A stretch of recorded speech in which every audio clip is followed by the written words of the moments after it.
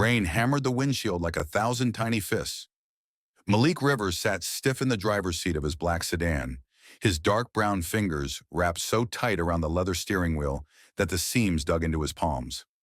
Wipers swiped back and forth in a frantic rhythm, but he wasn't really seeing the road anymore. The light ahead glowed red through the curtain of rain. Cars idled in both lanes, exhaust curling up in the cold air. Malik exhaled slowly, trying to release the tension lodged in his chest. He should have been home by now.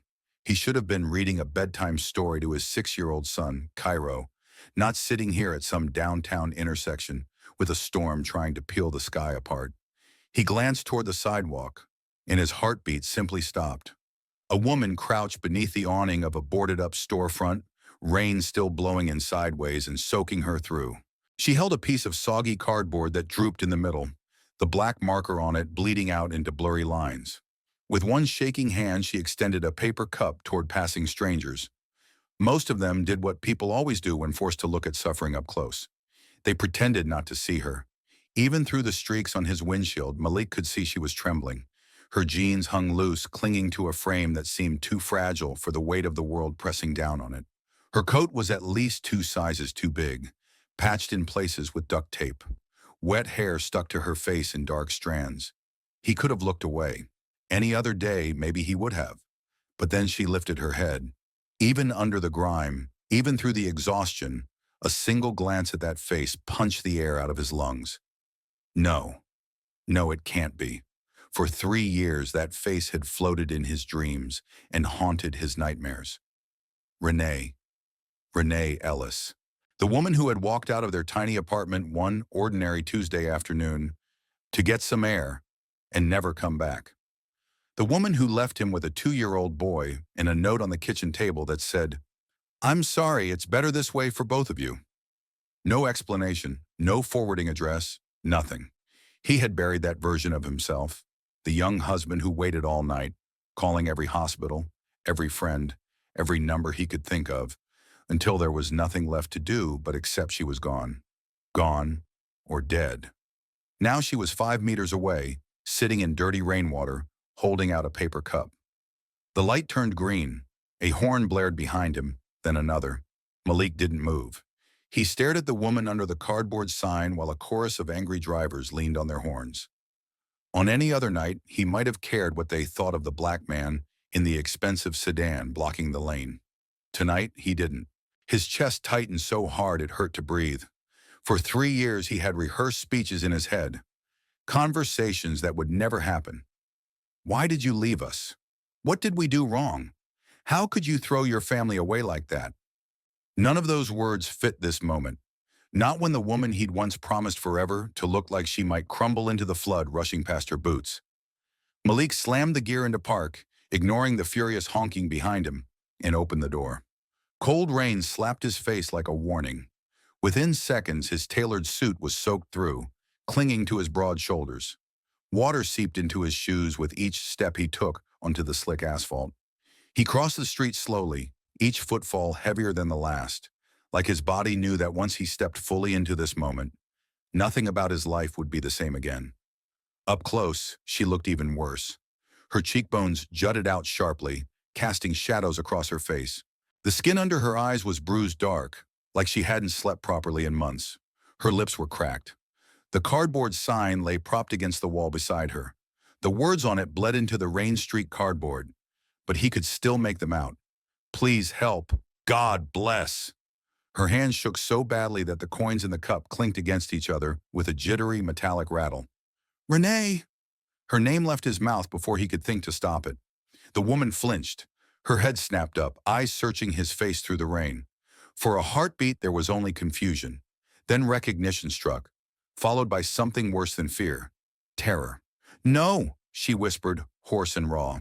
"No, please." She scrambled backward as if he'd swung a weapon at her, knocking over the cup. Coins scattered across the wet sidewalk, spinning away like they were trying to escape too. People passing by glanced over, curious for half a second, then did what the world always does, looked away. "Renee," Malik said again, softer now. His voice had dropped into that tone he used with frightened patients at the community clinic he funded. "It's me. It's Malik." Rain pounded on his close-cropped hair, rolled down his neck. For a moment she just stared. He watched her brain try to fit this version of him. The tailored suit, the polished watch, the car idling at the light, into whatever story she'd been living for the past 3 years. Recognition finally took hold. Shame followed right behind it. She couldn't quite meet his eyes. Her gaze skittered to his shoes, to the curb, to the cup rolling away. "I'm sorry," she whispered, every word shaking. "I'm so sorry. I'll go. I'll go, I promise." She tried to stand, but her knees buckled. Malik moved on instinct. He lunged forward and caught her before she crashed to the concrete. The shock of how light she was shot straight through his arms. The woman he remembered had been soft, warm, solid. The person he held now felt like a bundle of empty clothes. "When was the last time you ate?" he asked. She didn't answer. Her eyes had gone unfocused, drifting somewhere far, far away. She flinched when his hand brushed her shoulder, like even kindness hurt. "Renee," he said firmly but gently, "don't pass out on me. Not here." She murmured something he couldn't catch. Her lips moved, but the rain stole the words. Malik scooped her up, ignoring the way his lower back protested. He was strong, but she didn't weigh half of what she used to. It wasn't the weight that made his steps slow. It was the history between them, coiled tight around his ribs. 3 years of silence. 3 years of raising Cairo alone while building a tech company from a cramped co-working space into an empire worth hundreds of millions. 3 years of telling himself he was better off without a woman who could vanish like smoke. And now this. He carried her back across the street. The light had cycled back to red. Drivers stared as he passed, some in curiosity, some in judgment. Malik didn't look at any of them. He lowered her carefully into the passenger seat and slid the belt across her chest. Her fingers twitched as he clicked it into place. "Stay with me," he murmured, turning the heat on, full blast. "Just stay with me." The drive to his estate took 20 minutes. Renee did not say a single word. Malik's mind refused to stay in one place. It bounced between the woman shivering beside him, the little boy asleep at his mother's house across town, the legal documents in his safe, the board meeting scheduled for the morning. "What are you doing?" "She left you. She walked away from your son." But every time that voice tried to take over, another image overrode it. Renee's knees giving out, her eyes gone distant, the way she tried to crawl away from him when she realized who he was. This wasn't a woman who ran off to chase some glamorous new life. This was someone who had been ground down to survival. The wrought iron gates of his property swung open at the flicker of his remote. The sedan rolled up the long driveway, tires hissing on the wet pavement.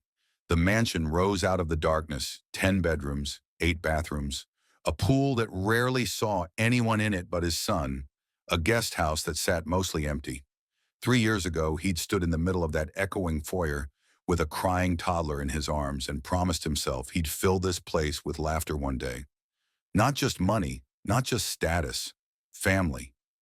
He hadn't imagined his ex-wife returning as a half-conscious ghost. When they reached the front steps, Malik opened Renee's door and held out his hand. She stared past him at the house, wide-eyed. Even through the fog of exhaustion, she understood what she was looking at. The last time she'd seen him, they'd been arguing about overdue bills in a cramped apartment with flickering lights. Now he lived behind gates. "This is your house?" she whispered. "Ours," he corrected automatically, then stopped himself. "It's mine and Cairo's now." At the mention of their son, her fingers twitched against the seat. "Is he—" Her voice broke. "Is he okay?" "He's at my mom's tonight," Malik said. "Safe, happy, exhausting."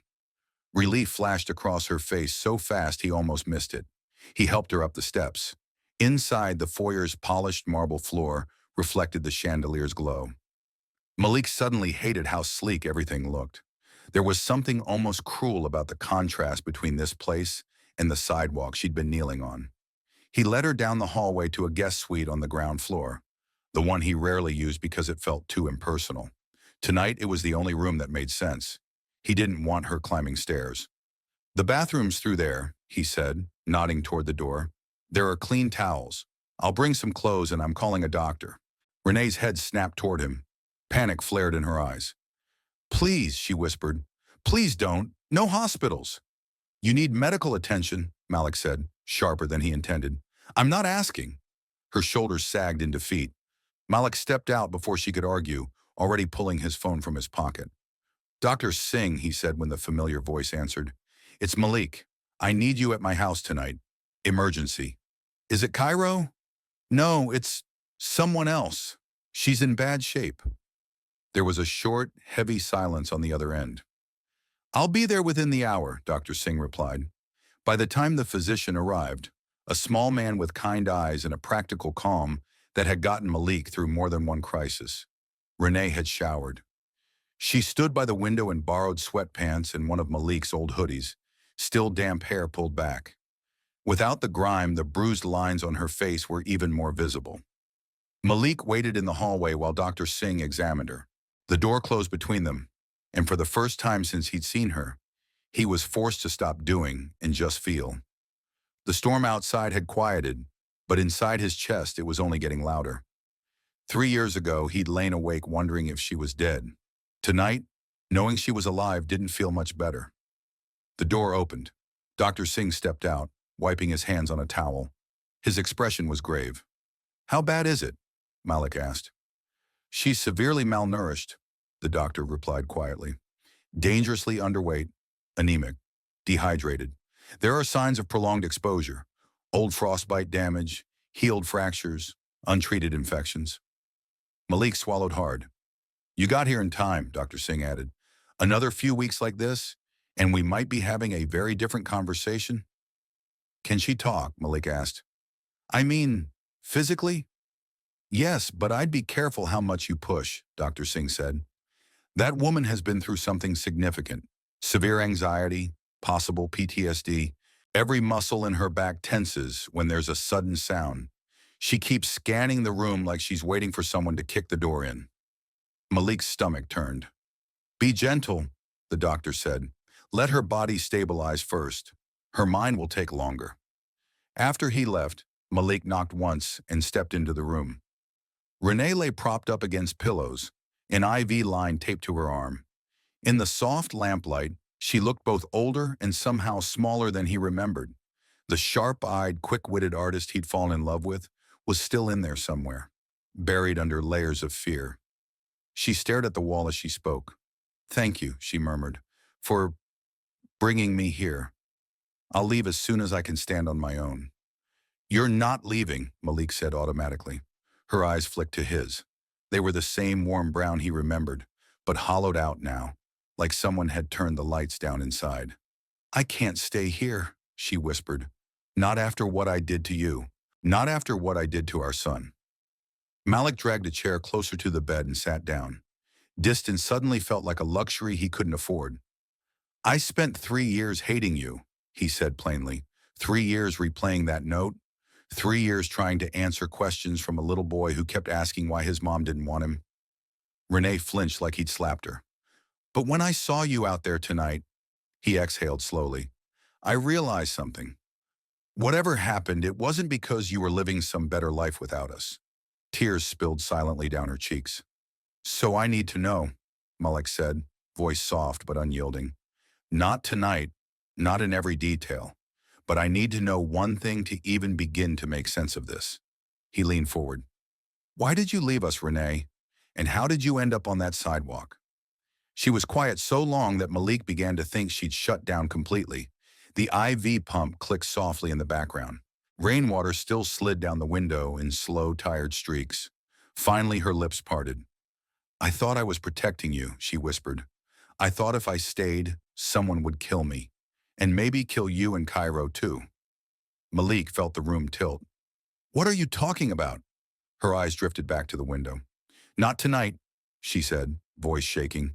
Please, I can't. Not tonight. Every instinct in him wanted to demand answers, to rip the truth out of the dark corners she was hiding from him. But Dr. Singh's warning echoed in his skull. Be gentle, he stood. Get some rest, he said quietly. We'll talk when you're ready. He was almost at the door when her voice floated after him, thinner than rain. Is he happy? He turned. What? Cairo, she whispered. Is he okay?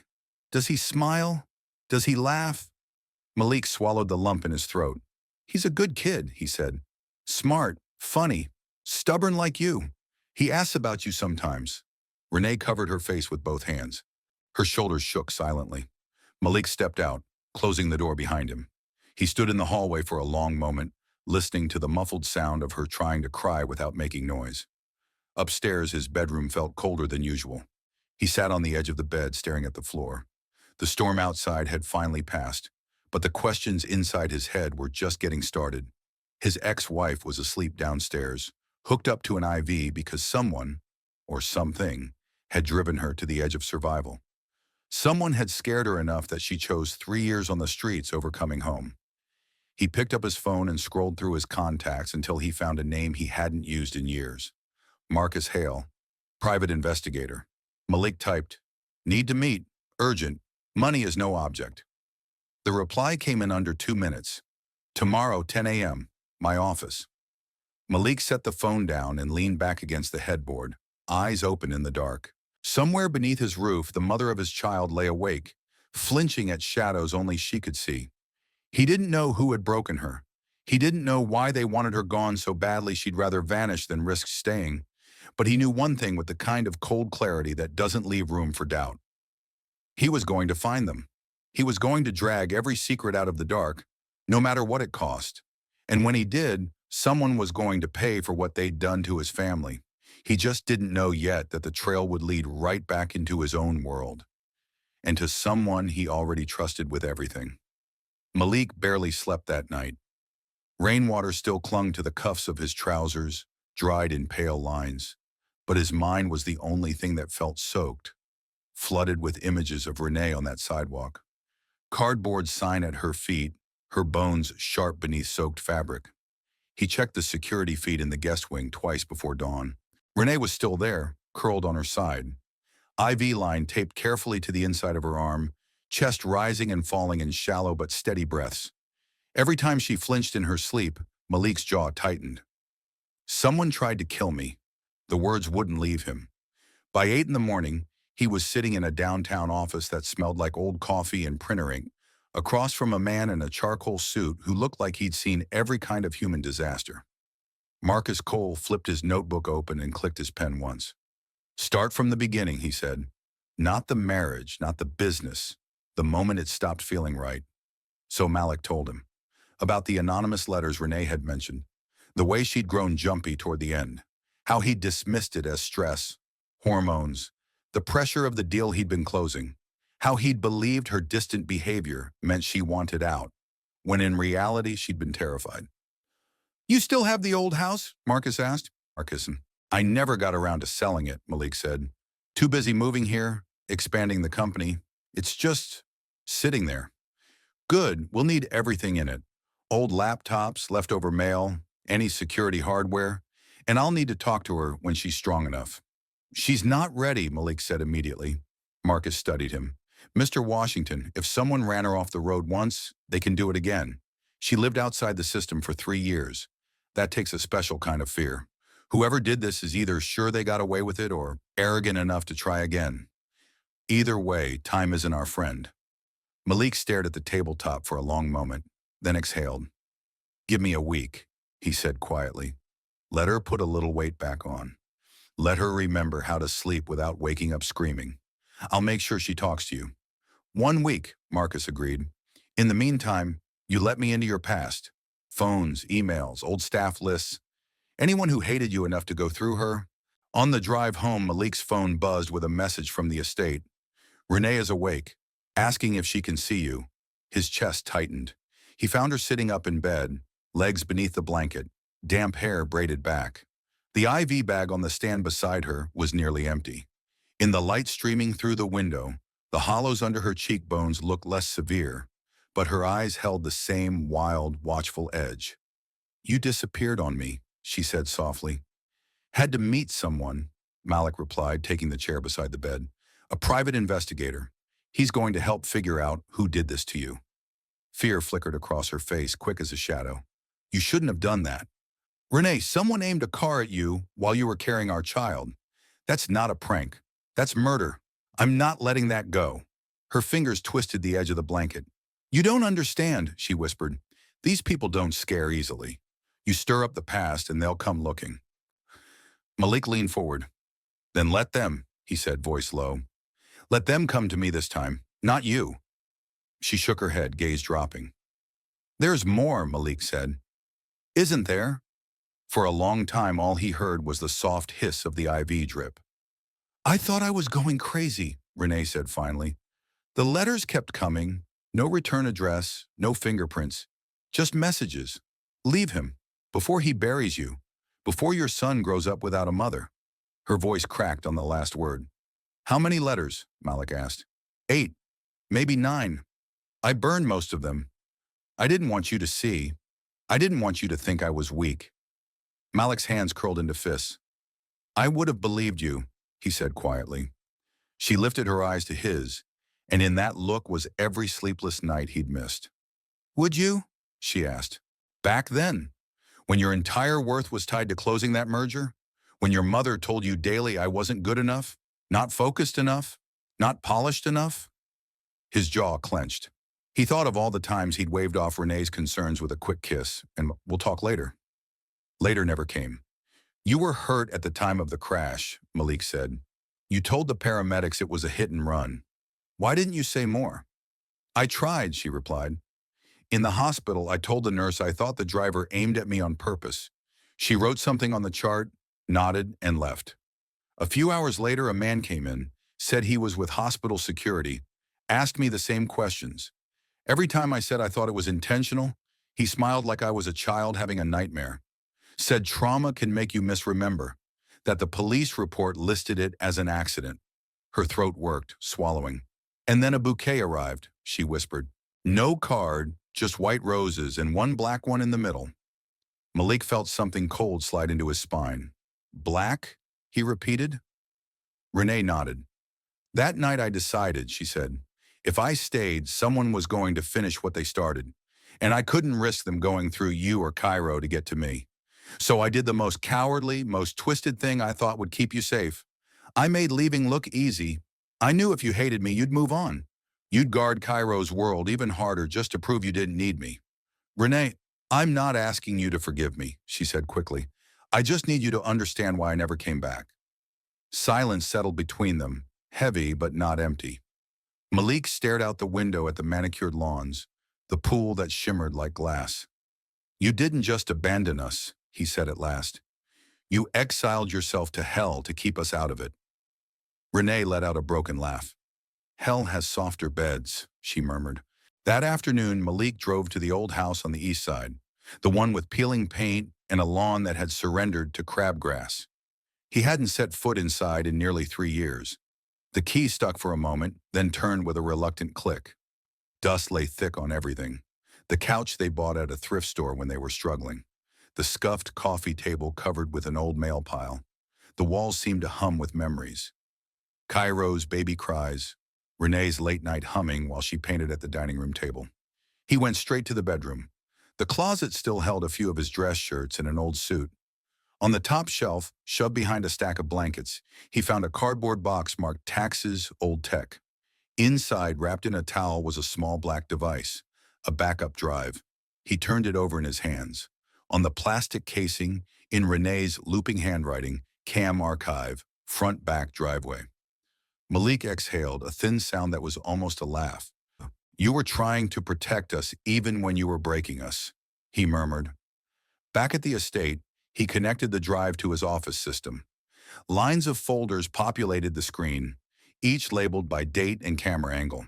He clicked through, fast-forwarding through days of stillness, weather, delivery trucks, neighbors walking dogs. Then he saw it, a sedan he didn't recognize idling across the street with its lights off. 30 minutes, an hour, then gone. 2 days later, same car, different time. Following Renee from the driveway, his pulse quickened. Come on, he muttered. Show yourself. He scrubbed ahead to the week of the accident. There she was, Renee crossing the street late afternoon, grocery bags in her hands. The same sedan waited at the curb. Malik paused, leaned closer, then let the footage roll at normal speed. The car jerked forward, engine revving. It didn't swerve. It didn't brake. It aimed. Impact. Renee's body flung onto the asphalt, bags bursting, oranges rolling into the gutter. The car surged away out of frame. Malik's hands shook as he rewound and zoomed on the driver's side window. The resolution was grainy, but a face appeared in profile. Hair pulled into a sleek bun, sunglasses, and a hand on the steering wheel that, when she shifted gears, caught the light.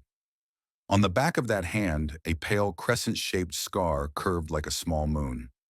Malik stared. He knew that scar. He'd seen it reach across conference tables with neatly manicured nails, watched it slide a coffee mug onto his desk every morning at 8:30 sharp. Heard the story behind it. Childhood accident with a curling iron, she'd said, laughing. Sierra Holt, his executive assistant, the woman who'd worked beside him through every late-night grind. The first person to tell him, gently and often, that he deserved better than a wife who didn't support his dreams. Malik sat back slowly, the chair creaking under his weight. You ever realize the person you trusted most at work was quietly detonating your life behind the scenes? He called Marcus. Didn't bother with pleasantries. I've got your smoking gun, Malik said, and she still has a key card to my building. Marcus arrived in under an hour. They watched the footage together, frame by frame, until there was no doubt. Do not confront her alone, Marcus said. We'll wire the house. Audio, video. If she's done this once, she'll try again. People like this don't quit. They escalate. Use my home as bait, Malik said slowly. Use my ex-wife as bait. She's not bait, Marcus replied. She's protected. We're the ones drawing the circle. You're just inviting the snake to crawl into it. They wired the living room, the entryway, the kitchen, tiny devices hidden in vents, behind artwork, inside light fixtures. Malik's security team got new instructions. Sierra was to be admitted whenever she arrived, no questions asked. He didn't have to wait long. 2 days later, on a bright afternoon that smelled like cut grass and jasmine, Sierra walked up the stone path to Malik's front door, carrying a wicker basket covered with a linen cloth. She smiled when Malik opened the door, all warmth and efficiency. I heard about your visitor, she said. You know this kind of thing gets around the office. I thought you could use some comfort food. Come in, Malik said, stepping aside. Her heels clicked on the marble as she walked into the living room, placing the basket on the coffee table. How's it going, really? She asked, turning to him with practiced concern. I can't imagine what it's like to have her back after everything she did. Malik swallowed the bitterness that threatened to rise. It's complicated, he said. She's still fragile. I'm trying to do the decent thing for Cairo's sake. Sierra nodded slowly. You always were too kind, she murmured. That's why people walk all over you. From the hallway, Malik sent a quick text. Now. Renee appeared a moment later, moving carefully as if each step had to be negotiated with her own body. She wore soft leggings and an oversized sweater, damp hair pulled into a low bun. Her eyes widened when she saw Sierra, but she didn't stop. Sierra, this is Renee, Malik said. Renee, this is Sierra. She's been with the company almost as long as I have. Sierra turned. Her smile didn't falter, but something else in her face did. A tiny tightening around the eyes. A flicker of recognition that had nothing to do with old photos on Malik's desk. It's, nice to meet you, she said. Finally. Thank you for the food, Renee replied. Her voice was quiet but steady. Oh, it's nothing. I brought tea too. Sierra pulled a thermos from the basket along with 3 delicate cups. It's a calming blend. Chamomile, valerian root, a little something special. I thought it might help with your nerves. She poured 3 cups, quick and smooth. When she handed one to Renee, her fingers lingered just a fraction too long. Malik watched, every nerve wired. In the kitchen, a small red light on the router blinked steadily. Audio was being transmitted live to Marcus's team in an unmarked van down the street. Renee lifted the cup, hands trembling. Actually, Malik said suddenly, let's switch. Sierra glanced up. I've been a wreck all week, Malik continued. You know how I get when things go sideways. You drink this one, I'll take yours. He exchanged cups before anyone could protest. For a split second, Sierra's smile cracked. That's really not necessary, she said lightly. I measured the honey based on what you told me about her sweet tooth. Then it's perfect for me, Malik replied. You've seen how much sugar I put in my coffee. Go ahead, humor me. The silence that followed might as well have been a confession. Sierra's eyes met his.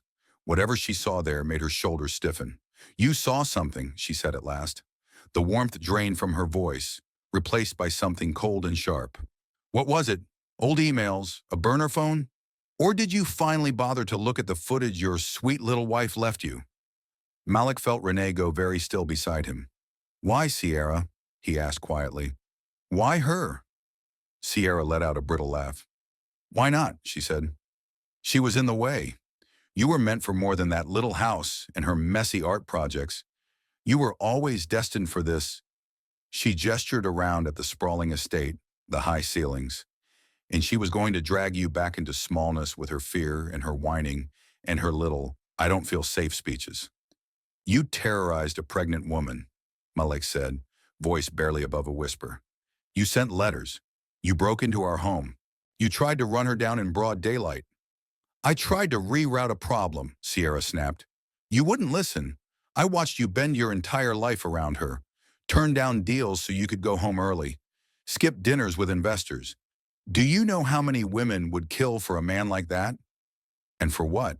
For a woman who looked at your ambition like it was a threat instead of a gift? Renee flinched. You almost killed our son, Malik said. You didn't just aim at her, you aimed at both of them. For the first time, something like regret flickered in Sierra's eyes. It was supposed to scare her, she muttered. Make her back off. I misjudged the distance. In what world is weaponizing a car against a human being just a scare tactic? Malik demanded. Sierra shrugged, but the bravado was cracking. In the world where men like you need to be freed from women like her, she said. And if she hadn't vanished, if she'd marched back in here like a martyr, I would have finished what I started. I would have made sure she never stood between us again. The front door opened with a sudden, heavy thud. Marcus stepped in with two uniformed officers at his heels, badges already visible. They had heard everything.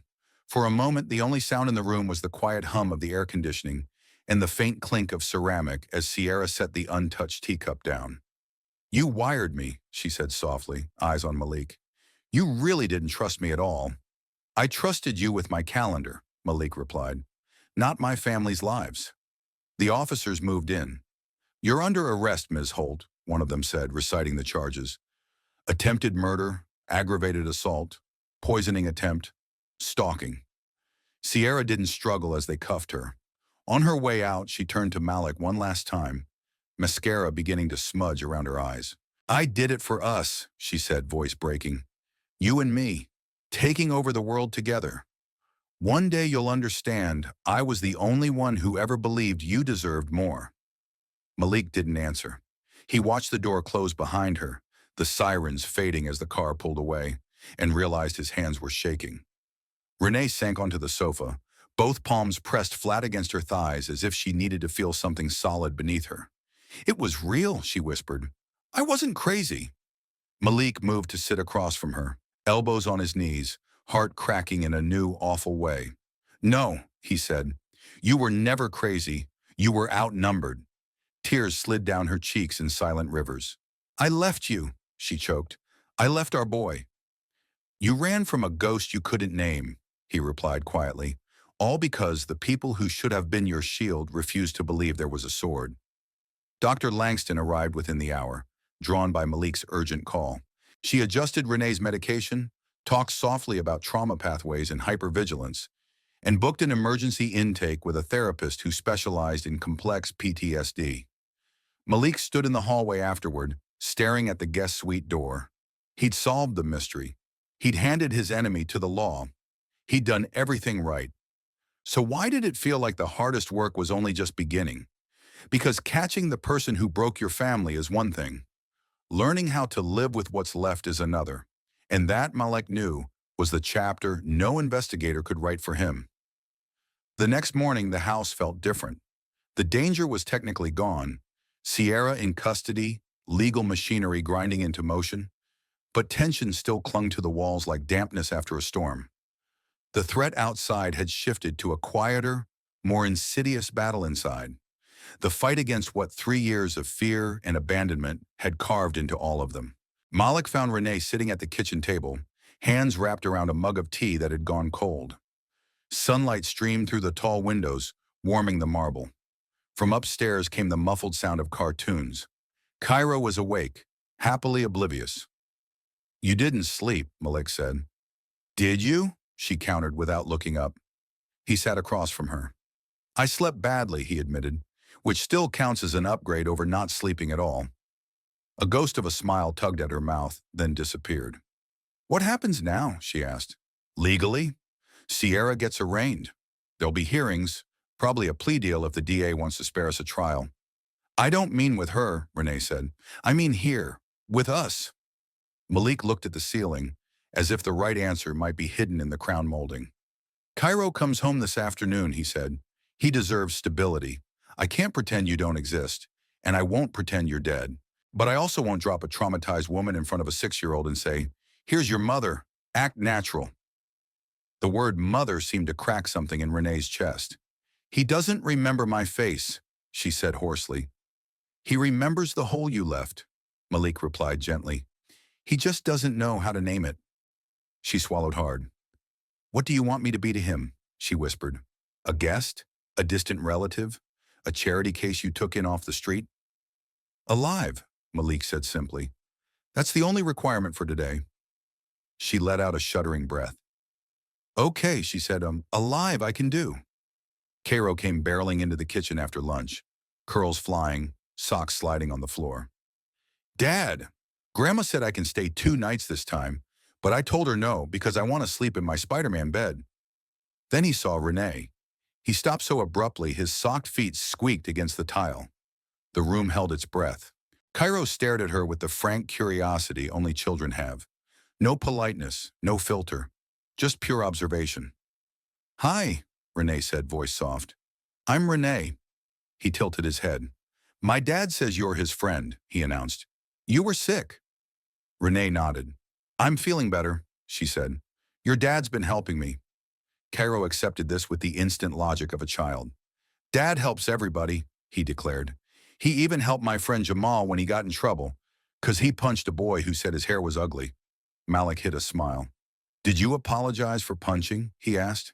"Yeah, but he apologized first for being mean. So it's even." Cairo darted to the pantry while Malik made sandwiches. He returned with a bag of chips clutched to his chest. "You can have some if you want," he told Renee, placing the bag carefully in front of her. "But not all of it. Dad says too much salt is bad for your heart." Something about the earnestness in his voice undid her. Renee's eyes filled, but she blinked the tears back. "Thank you," she whispered. "That's very generous." They ate in near silence, broken only by Cairo's detailed explanation of a new cartoon hero and how this one is extra cool because he builds his own gadgets like Dad. Renee listened, nodding, occasionally glancing at Malik as if checking to see if it was all right to laugh at their son's jokes. Later that afternoon, Malik found her standing in the doorway of the playroom, watching Cairo construct a crooked tower of blocks. "You can go in," Malik murmured. "I don't know how," she replied. "How to walk into a room." "How to walk into his life," she corrected. "I missed his first words, his first steps, his first scraped knee. I don't get to just show up now and claim anything." "It's not about claiming," Malik said. "It's about presence. Start with 5 minutes, sit on the floor, ask him what he's building. You don't have to be mom today. Just be the grown-up who stayed in the room." She closed her eyes briefly, then nodded and stepped inside. Cairo looked up. "You can help if you want," he said, as if he'd been expecting her all along. "But no touching the red blocks. Those are the danger blocks." "Got it," Renee replied, sinking gingerly onto the rug. "No touching the danger blocks." Malik watched from the doorway as his son explained the imaginary architecture of his tower. In those few minutes, something shifted. The distance between them shrank by a single fragile inch. Healing, he realized, was going to look less like a movie montage and more like this: tiny, awkward, imperfect bravery repeated on boring Tuesday afternoons. Therapy became part of their routine. On Mondays, Renee met with Dr. Hassan, a trauma specialist with gentle eyes and a spine of steel. On Thursdays, Malik joined them for joint sessions, learning phrases like window of tolerance and trigger cascade and repair attempt. He hated how often he heard his own past behavior echoed in those clinical terms. You weren't a villain, Dr. Hassan told him in one session, when he apologized for the thousandth time for not listening to Renee's fears years earlier. You were unavailable, distracted, conditioned to minimize emotion. That doesn't excuse what happened, but it helps us understand why she felt so alone. Renee stared at her hands. I didn't trust you with the worst of it, she said. That's on me. I decided you'd choose your career and your mother over me, so I never gave you the chance not to. All three of us betrayed this relationship in different ways, Malik said quietly. You by leaving, me by not seeing you, my mother by being herself.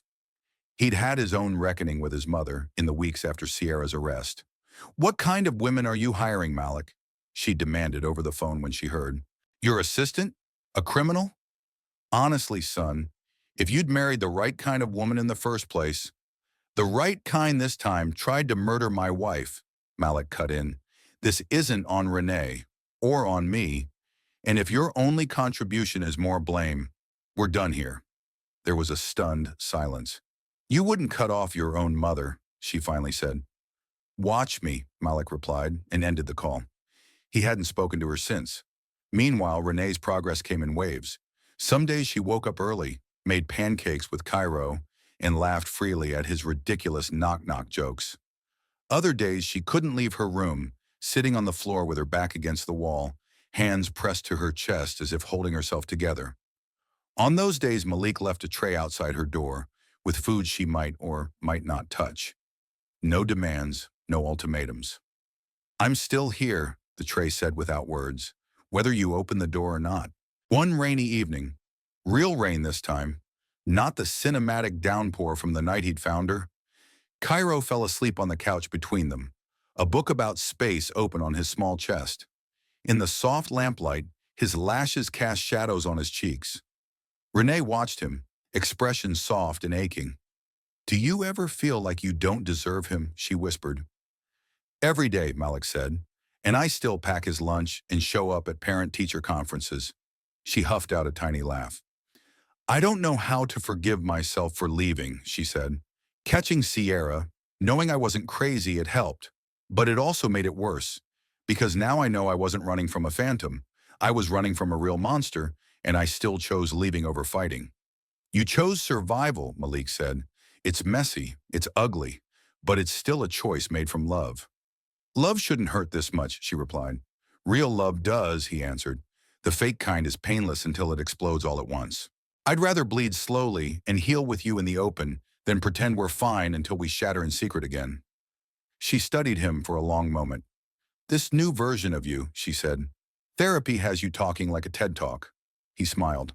Therapy has me listening, he corrected. The rest is just overflow. They sat in comfortable silence for a while, listening to the rain and Cairo's soft breathing. Do you want to know something stupid? Renee said at last. Always. I spent 3 years telling myself that if I ever saw you again, you'd be happily remarried with some perfect woman who never flinched at shadows and baked gluten-free everything. And you thought I'd what? Malik asked. Invite you in for a slice? I thought you'd look through me, she said. Like I was a stranger, like I'd dreamed the whole thing. Malik's throat tightened. I dated, he said. A few times. Nothing stuck. I always ended up comparing them to the woman who doodled product ideas on napkins in diners, to the woman who called me out when I started sounding like my own press releases, to the woman who once sat on the floor of our old apartment, crying because she dropped a painting and messed up the last layer, and then stayed up all night fixing it instead of throwing it away. Renee looked down at her hands. I don't feel like her anymore. Good, Malik said. She was running on fumes and caffeine. You're older. You're scarred. You're inconveniently honest about your limits now. I like this version better. She snorted. You're the only one, she muttered. A rumble of thunder rolled over the house. Renee's shoulders tensed, her grip on the blanket tightening. Her breath hitched, but this time she stayed. Her feet didn't move. Only her eyes closed, and her lips moved silently, counting. 1. 2, 3. Malik placed his hand, palm up, on the couch between them. After a long moment, her fingers slipped into his. They stayed like that until the storm passed. Days turned into weeks. The guest room became Mom's room in Cairo's vocabulary, before any of them consciously named it that way. He'd knock on her door with messy drawings, with Lego creations, with urgent questions about whether dragons could beat robots in a fair fight. The answer depended on the day. Sometimes Renee could handle the questions. Sometimes she sent him downstairs with a kiss on the forehead and a promise to join him later. Malik kept the rhythm steady, anchoring their small, rebuilding world. Work, school drop-offs, therapy, dinner, bedtime stories. One night after Cairo had finally surrendered to sleep and the house was wrapped in a rare, peaceful quiet, Renee knocked on Malik's office door. "Am I interrupting?" she asked, peeking in. He minimized a spreadsheet. "Only if this is about work," he said. "If it's about anything else, you're saving me." She stepped inside, holding a manila envelope. "I saw Dr. Hassan today," she said. "She thinks I'm ready to do something I've been avoiding." The envelope looked heavy in her hands. "What is it?" Malik asked. "Court," Renee said. "Custody papers. I want to officially acknowledge what I am to Cairo. Not just some woman in the guest room. I want my name on his life again. And I want you to have every protection, too. Joint custody, clear responsibilities. No more running or disappearing." Malik stood. "Whatever you need, I'll sign," he said. "We'll do it right this time." She set the envelope on his desk but didn't move away. "There's something else," she said. "I need to say this with Cairo asleep, so I don't have to watch his face if you say no." His heartbeat stuttered. "Okay," he said carefully. "Say it." Renee took a breath, then another. "I still love you," she said simply. "Not the idea of you, not the memory. You. This version. The man who sits outside my door on bad nights so I can hear your footsteps. The one who lets me fall apart without trying to glue me back too fast. I don't know what that love can look like now. I don't have some fairy tale in my head, but I needed you to know it's here." Silence stretched. Malik walked around the desk, stopping a careful distance from her. "I never stopped," he said. "I buried it under work and anger and a dozen what-if scenarios where I convinced myself you chose someone richer, cooler, less me. But it never died. It just got quiet." Her eyes filled. "What do we do with that?" she whispered. "We don't rush it into a shape," he replied. "We don't slap the word marriage on it like a bandage and hope it holds. We let it be what it is, fragile and raw and real, and we see if it can stand on 2 feet this time, instead of limping on our old patterns." She nodded slowly. "Dr. Hassan said something today," she murmured. "She said healing isn't going back to who you were before. It's letting who you are now still deserve good things." "She's smarter than both of us," Malik said. "That's why we pay her," Renee replied. They both laughed, a little too loudly, then fell quiet again. Malik lifted his hand, hovering for a moment, then cupped her cheek. "Whatever this is," he said softly, "we'll build it out in the open. No secrets, no anonymous letters, no car chases, just therapy bills and PTA meetings and Cairo's weird science projects." "You make it sound almost romantic," she said. "It's the only kind of romance worth having," he replied. When he kissed her, it wasn't the desperate, rain-soaked collision of people clinging to wreckage. It was gentler, full of questions instead of demands. A beginning, not a replay. For the first time in years, Renee didn't feel like a ghost in her own life. She felt present. She felt chosen. And for that night, it was enough. Spring crept into the city slowly, trading harsh winds for softer breezes and coaxing blossoms from branches that had looked dead all winter. The estate changed with the season. Cairo's sneakers tracked more mud across the foyer, evidence of afternoons at the park. Art supplies migrated from the guest house to the main dining table, where Renee had started painting again. Small canvases at first, then bigger ones, filled with abstract shapes that looked suspiciously like hope. Court was less dramatic than any of them expected. The judge read the stack of reports from Dr. Hassan, reviewed the documentation about Sierra's arrest, and listened to Malik and Renee's quiet, unified testimony. "We're not here to fight each other," Malik said firmly. We're here to protect our son and acknowledge reality. We both love him. We both made mistakes. We're both willing to do the work." The judge studied them, then nodded. "I see a lot of couples who want to weaponize their children against each other," she said. "It's messy, ugly business. You too, you look like people who've already seen enough ugliness. I'm inclined to honor the agreement you've submitted. Joint legal custody, physical custody flexible, with Cairo's primary home listed as Malik's address, but Renee granted equal decision-making authority. Parenting plan filed. Therapy attendance noted as a positive." Outside the courthouse, Renee leaned against a stone pillar, the official copies of the order clutched to her chest. "I feel like I just signed up for a marathon," she said. "You did," Malik replied. "We both did. At least we're running in the same direction this time." She smiled faintly. "Thank you," she said, "for not punishing me with this. You could have asked for full custody easily. Judges love single dads who built empires." "I don't want an empire if it means Cairo grows up with a ghost where his mother should be," Malik said. "Ghosts are quieter," she pointed out. "Yeah," he said, "and they can't hug you on bad days." That night they told Cairo in simple terms what the papers meant. "It just means," Malik explained, "that no matter what happens, nobody can say you don't belong to both of us. It's written down now. Official." Cairo considered this, brow furrowed. "So you're both my parents," he said slowly. "Like, for real." "For real," Renee confirmed. He nodded, satisfied. "Okay," he said. "Can I have ice cream now?" Life settled into a rhythm that felt suspiciously like peace.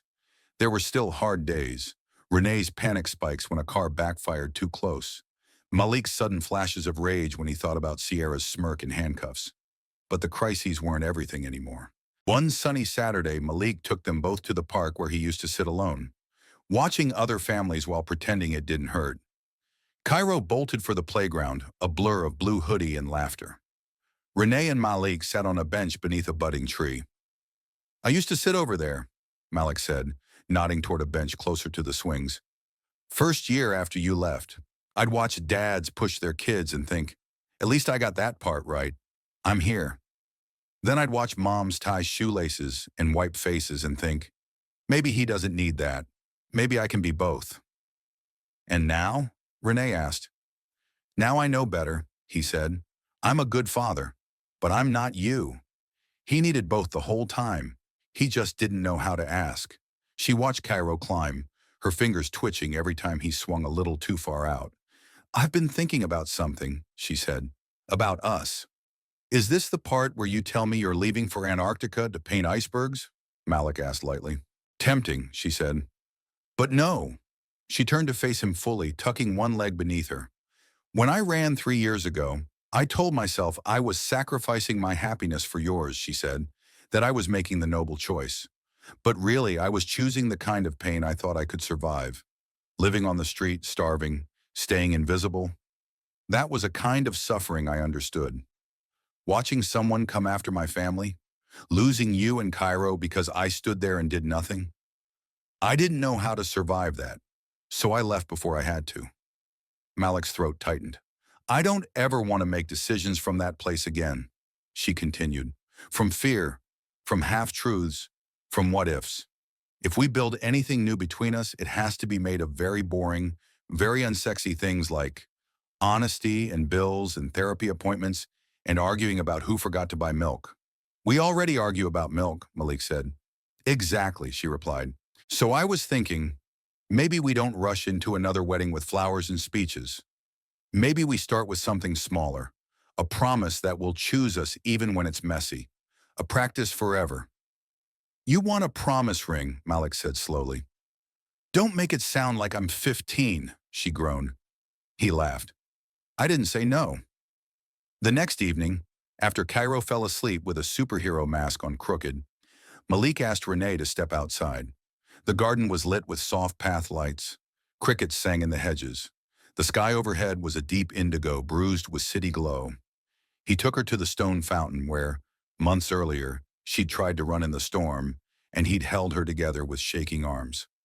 "Poetic," she murmured. "Coming back here." "I figured if we could survive that night," he said, We could survive this one. He reached into his pocket and pulled out a small velvet box. Her eyes widened. I thought we said no wedding yet, she whispered. We did, he replied. This isn't a proposal. It's a line in the sand. For us. He opened the box. Inside sat a thin band of brushed silver. No diamonds, no flourish, just simple metal, understated and solid. This is not me asking you to be my wife again, Malik said. This is me asking you to be my partner, while we figure out if marriage is even the right language for what we're building. I'm asking you to stay, to argue, to celebrate, to show up for school plays and dentist appointments and random Tuesday nights when the sink floods. Her eyes filled. And if one day we both wake up and realize the word wife fits again, we'll handle that then, he continued. Until that day, I want you to have something you can look at when the old fear starts whispering. Something that says, I'm not running anymore, and he's not letting go. Renee's hands trembled as she lifted the ring. You know, she said, voice thick, for someone who supposedly hates drama, you're very good at speeches. I rehearse in my head, he admitted. She slipped the band onto her finger. Yes, she said simply. Yes, I'll stay. Yes, I'll fight with you instead of against you. Yes, I'll risk being happy again, even though it terrifies me. He exhaled a breath he hadn't realized he was holding. They stood there in the garden, two people who had once shattered each other, now choosing to rebuild something new, piece by flawed piece. Months passed. Sierra was sentenced to a long prison term. An apology letter arrived addressed to Malik and Renee jointly. They read it together at the kitchen table. 2 pages of cramped handwriting filled with justifications and regret. I spent so long hating you, Renee said quietly when she finished. But all I feel reading this is tired. So what do you want to do with it? Malik asked. She considered. File it, she said. Not burn it. Not frame it. Just put it in a folder marked past and let it be what it is. Proof that my fear had a name and that it doesn't control me anymore. So that's what they did. The following year, on a warm evening in early summer, they held a small ceremony in the garden. Not a wedding exactly, no officiant, no legal documents, but something else. A celebration of having made it through another year of therapy sessions and school projects and ordinary arguments. Cairo stood between them, now 7, taller and louder. Do I have to say something? He asked, fidgeting in his button-up shirt. Only if you want to, Malik said. I want to, Cairo replied. He cleared his throat dramatically. I'm glad Mom didn't stay gone, he said, because Dad is bad at braiding hair, and I like when she paints dinosaurs on my wall. And I'm glad Dad found Mom in the rain and didn't stay in the car because then I wouldn't have my family. That's it. Renee's shoulders shook with laughter and tears all at once. Out of the mouths of babes, she murmured. Later, when the guests had gone and the fairy lights in the trees flickered softly, Malik and Renee sat on the back steps while Cairo chased fireflies in the yard. Do you ever think about that night? Malik asked. The first one? The rain. The cardboard sign. Every time it rains, Renee said. But it's different now. Back then, it was the night I broke completely. Now, it's the night everything started to change. You know what gets me? Malik said. If I'd been on a different street, if I'd answered one work call later, if the light had stayed green, we could have missed you completely. You didn't, she replied. No, he said, I didn't. And that's the only version of the story I care about. She leaned her head on his shoulder. You ever wonder what people would say if they knew? She asked. If they saw the headline, Black single dad finds his ex-wife begging on the street and takes her home. They'd argue in the comments, Malik said dryly. She doesn't deserve him. He's dumb for letting her back. Once a runner, always a runner, Renee smiled. And what would you say? She asked. He looked out over the yard, where their son was now carefully cupping a firefly in his hands. I'd say they're missing the point, Malik replied quietly. The story isn't about a man who rescued a broken woman. It's about a family that refused to stay broken. It's about a woman who walked through hell and came back anyway.